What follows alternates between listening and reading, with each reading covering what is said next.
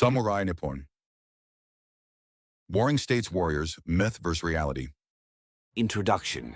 Were the Sengoku warriors you admired in history, class and period dramas truly as they've been portrayed? Nobunaga's revolutionary spirit, Kiyomasa's tiger hunt, Katsusuke's loyalty, many of these common narratives might be fictitious. Images created by Edo period writers or Meiji-era textbooks, new discoveries of ancient documents, and modern research reveal actual portraits that are shocking enough to overturn your common knowledge. The brave becomes a coward. The epitome of loyalty becomes an ambitious schemer. The revolutionary becomes a conservative imitator. Tonight, we'll strip away the masks of history and delve into the surprising true faces of 7 Sengoku. Warriors, your view of history is about to be shaken. But first, please subscribe to our channel and hit the like button. This will help our videos reach you better in the future. Number 7. Yamanaka Shikanosuke. Ambition lurking behind the mask of loyalty. Grant me 7 hardships and 8 sufferings. With these words, Yamanaka Shikanosuke has been etched into Japanese hearts as a loyal warrior. In pre-war textbooks, he was praised as a model warrior alongside Kusunoki Masashige. However, his true image was far different from what we might imagine. In 1565, Gasan Toda Castle, which held the fate of the Amako clan, was surrounded by the great Mori army. After a siege lasting 1.5 years, Amako Yoshihisa was forced to surrender. While many retainers submitted to the Mori, only Shikanosuke raised the flag of Amako restoration and left Izumo. In a story, this should have been the beginning of a loyal, warrior's inspiring journey to restoration. But history tells a different tale. The person Shikanosuke brought forth in Kyoto was Amako Katsuhisa, who had retired from public life. Shouldn't he have gone to his surrendered lord Yoshihisa? Why did he choose a different Amako as his new lord? What we see here is the shadow of ambition trying to restore the Amako clan by his own hand and monopolize the achievement. Only I can revive the Amako, wasn't this the arrogant self-confidence hiding in Shikanosuke's heart? The flag of Amako restoration was raised high, but concealed beneath it was a series of strategies. Without direction and reckless operations, when Shikanosuke invaded Izumo, he was easily deceived by the Mori side and lost many soldiers. Still not giving up, Shikanosuke ultimately sought help from Oda Nobunaga. And then, under Akechi Mitsuhide's command, Shikanosuke entered Kazuki Castle, even after receiving advice from Toyotomi Hideyoshi to escape immediately. He continued to remain in the castle out of pride and attachment. While many soldiers escaped and survived, Shikanosuke adhered to his own sense of righteousness and chose the path to destruction. Loyalty or self-aggrandizement? The true image of Yamanaka, Shikanosuke teaches us about the complexity of history. Beneath the mask of a hero often lurk human weaknesses and ambitions. The Battle of Sekigahara, which shaped history, on this largest domestic battlefield, divided into East and West, a single choice determined fate. However, that choice and fate were vastly different from what we know. What I'm about to reveal is the truth. About 3 warriors who fundamentally overturn the common narrative of Sekigahara. Number 6. Kobayakawa Hideaki. The surprising truth. Behind the betrayal that changed history, Kobayakawa Hideaki, remembered as one of the greatest traitors of the Sengoku period. Hideaki, who was hesitating on Mount Matsuo about which side to join the Western or Eastern army, succumbed to Tokugawa Ieyasu's threat of gunfire and betrayed the Western army. His portrayal in textbooks and dramas was the very symbol of indecisiveness and cowardice. However, there has never been such a magnificent fabrication of history. The truth is this: Hideaki was a member of the Eastern Army from the beginning, leaving only lookout troops on Mount Matsuo. His main force of 15,000 soldiers was already deployed at the hill at the base. As soon as the battle began, he launched a surprise attack on Otani Yoshitsugu of the Western Army from behind, devastating him. The story you believe that Ieyasu fired guns toward Mount Matsuo to threaten Hideaki was a complete fabrication. The range of guns at that time was about 100 meters. There was no way they could have reached Hideaki from the foot of the mountain. Amid the battlefield's clamor, the common narrative inscribed Hideaki in history as a traitor, but in reality, he was simply following the path. He had decided from the beginning, without hesitation. Number 5. Shimazu Yoshihiro, the legendary breakthrough enemy lines. Was a product of coincidence. Amid the collapsing Western Army, only Shimazu Yoshihiro broke through the enemy's encirclement, cutting through the victorious Eastern Army to escape. The Shimazu's breakthrough at Sekigahara has been passed down as the epitome of bravery, touching the hearts of Japanese people and becoming the motif for countless creative works. However, the truth was significantly different from what we imagine. According to the Satsuma Ganki Zatsuroku, the Shimazu army was originally positioned as a small elite unit in second position Iwasa reserve forces. Their inaction was not defiance against Ishida Mitsunari, but according to plan. However, the situation deteriorated rapidly. The vanguard of the Western Army began to collapse, and the rear was in utter confusion with fleeing allies. With their retreat cut off, the Shimazu army had only one option left to advance forward. As a result, they ended up breaking through near Ieyasu's main camp.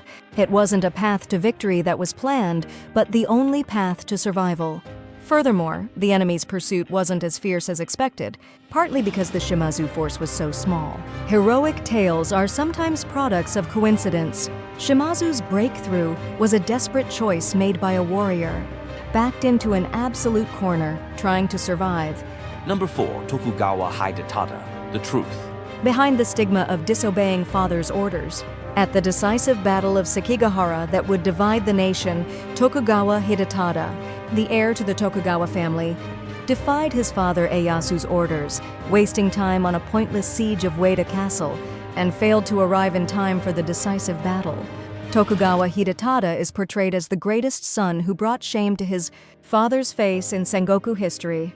His foolish act has been recorded in history as a pathetically incompetent mistake.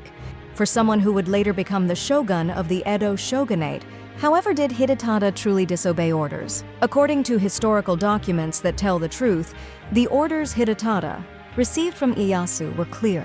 Advance along the Nakasendo and capture Ueda Castle. After that, proceed onward. The siege of Ueda Castle was planned from the beginning. The problem was that Hidetada took more time than expected. To capture Ueda Castle, he was outmaneuvered by Sanada Masayuki's clever defensive tactics and wasted time. In other words, Hidetada's sin wasn't disobeying orders, but insufficient ability to complete his mission. The reprimand he received from Ieyasu wasn't about why he attacked Ueda Castle, but perhaps why he couldn't capture Ueda Castle. History is sometimes rewritten into a form that is easier to tell as a story. The common narrative of Hidetada's disobedience might have been a tale of karma, created by people of later generations. Number 3, Akechi Mitsuhide, the cruelty lurking behind the mask of the Kirin. Should this great deed succeed, the nation shall be settled. Okehazama, Nagashino, Honoji. Among the numerous battles that colored Sengoku history, the particularly dramatic Honoji incident. Its protagonist, Akechi Mitsuhide, was portrayed in the recent historical drama Kirin Gakuru as an ideal warrior, full of integrity and a sense of justice. However, the actual figure of Mitsuhide was vastly different. In 1570, Oda Nobunaga decided to burn down Mount Hiei, home to Enryakuji Temple. In the drama, there was a scene where Mitsuhide desperately tried to persuade Nobunaga to stop this outrage. But historical fact tells a cold truth. In a letter Mitsuhide sent to a local elder, it was written, "In attacking Mount Hiei, we should kill everyone, regardless of whether they are men or women. It shouldn't be too difficult." In fact, it was Mitsuhide who most actively promoted the burning of Mount Hiei. The reason was also clear. He had promised to be granted Sakamoto. Located at the foot of Mount Hiei by Nobunaga, Sakamoto was a key point for water transportation on Lake Biwa and for traffic to Kyoto. To eliminate the rights and interests of Enryakuji and establish his own rule, Mitsuhide didn't hesitate to commit atrocities. Mitsuhide's cruelty culminated in the conquest of Tamba. When attacking Yakami Castle, Mitsuhide promised the soldiers inside, "If you bring me the head of an enemy, I will spare your life." However, in reality, he killed every soldier, who came out of the castle without exception. This cold-blooded strategy reveals a vengeful heart, born from his experience of defeat in Tamba. Behind the mask of the pure and righteous Kirin was hidden the true face of a warrior filled with ambition and cruelty. Number 2, Oda Nobunaga, the illusion of the revolutionary. If the cuckoo does not sing, kill it. Remembered with perhaps the most famous poem in history, Oda Nobunaga is passed down as a revolutionary and the stormy genius of the era. A genius who changed the Sengoku world with new ideas, unbound by old customs. That is the image of Nobunaga etched in our hearts. However, is this image of Nobunaga as a revolutionary truly accurate? Let's first look at the political aspect. When Nobunaga brought Ashikaga Yoshiaki to Kyoto, it wasn't to overthrow the Muromachi shogunate, but to restore it. Nobunaga had no intention of seizing power himself. He was trying to maintain Ashikaga Yoshiaki as shogun while holding real power underneath him. This was an extremely conservative concept, far from being unorthodox. The conflict with Yoshiaki wasn't instigated by Nobunaga either. Yoshiaki arbitrarily plotted to eliminate Nobunaga, and Nobunaga had no choice but to expel Yoshiaki in self-defense. What about the economic aspect? The free markets and guilds, Rakuichi Rakuza, often cited as Nobunaga's achievement, had already been implemented by Saito Dosen of Mino and Imagawa Yoshimoto of Suruga. Saito Dosen was also the pioneer in abolishing toll barriers. Nobunaga was not an inventor, but an imitator. The unification of currency was merely a desperate measure to overcome the economic hardship caused by a shortage of coins. It can't be compared to the fundamental reforms that led Japan's economy to stability, like Toyotomi Hideyoshi's Taiko Land Survey. And in the military aspect, while he achieved a miraculous victory at Okahazama, his defeat in the Ekizen campaign and struggle at Nagashino clearly show he wasn't invincible. Compared to true genius warriors like Takeda Shingen and Uesugi Kenshin, Nobunaga's weakness in battles cannot be denied. The image of Nobunaga as a revolutionary might be a fiction created by people of later generations. In reality, he was a more human-like warrior who learned from his predecessors, acted cautiously, and sometimes experienced failures. He wasn't trying to destroy the Muromachi shogunate, he simply suppressed Yoshiaki in self-defense, because Yoshiaki arbitrarily plotted to eliminate Nobunaga. In economic terms, the abolition of toll barriers and free markets weren't Nobunaga's original ideas. Free markets had also been implemented by Saito Dosen of Mino and Imagawa Yoshimoto of Suruga, and Saito Dosen had pioneered the abolition of toll barriers. The rejection of bad coins was also a measure forced by necessity, and it can be said that he failed to implement economic stabilization policies like Toyotomi Hideyoshi's Taiko Land Survey. In military terms, while he achieved a miraculous victory in the famous Battle of Okahazama, he suffered many defeats in other battles, as seen in his failure in the Ekizen campaign and struggles in the Battle of Nagashino, suggesting he was by no means an invincible military strategist. The common narrative of Oda Nobunaga as a revolutionary was, in reality, likely a conservative and cautious politician whose economic policies were merely a rehash of knowledge inherited from his father, Nobuhide. Number 1. Katō Kiyomasa, the man whose tiger hunt and military exploits were all fabrications. A dignified figure holding a spear against a tiger. The brave fighting in the Korean campaign, and above all, the heroic tale of the tiger hunt. Katō Kiyomasa is etched in our memory as a particularly valiant warrior among Toyotomi Hideyoshi's vassals. Known as one of the 7 spears of Shizugatake, he is passed down as a fierce warrior who displayed remarkable activity on every battlefield. However, did you know that these military exploits were all later fabrications? First, there are no clear records of Kiyomasa's military achievements. The famous episode that he defeated Yamaji Masanobu, a fierce warrior of the Shibata forces, at the Battle of Shizugatake, was actually accomplished by a completely different warrior named Asakura Soteki. Why did it become Kiyomasa's achievement? Because the author Yoshikawa Eiji portrayed it so in Shinsho Taikoki. Fiction from a novel somehow became established as common knowledge. The duel with Ako Sadayuki, a retainer of Akechi, at the Battle of Yamazaki, and his exploits in the Korean campaign were all colored with fiction and exaggeration. And the most shocking is the truth about the tiger hunt. The image of Kiyomasa fighting a tiger with a spear has been depicted in paintings and etched in the hearts of Japanese people. But in reality, he simply shot the tiger with a gun, not a spear. In the Korean campaign, while he did show a rapid advance, he was absent from major decisive battles. In the Battle of Ulsan, it was actually reinforcements like Mori Hitomoto and Kuroda Nagamasa who fought bravely.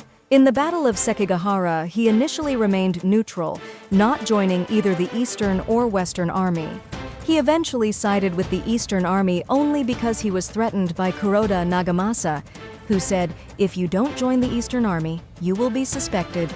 So why was Kiyomasa, with no military achievements, able to rise as a senior retainer of the Toyotomi family? There is only one reason Kiyomasa was from the same hometown as Hideyoshi. He had served Hideyoshi for many years and earned his trust. Kiyomasa, who later governed Higo province and built the famous Kumamoto Castle, might have displayed his true talent not as a warrior, but as a domain manager. The valiant Kiyomasa we know was a completely different figure from the real image. Epilogue. Beneath the masks of heroes.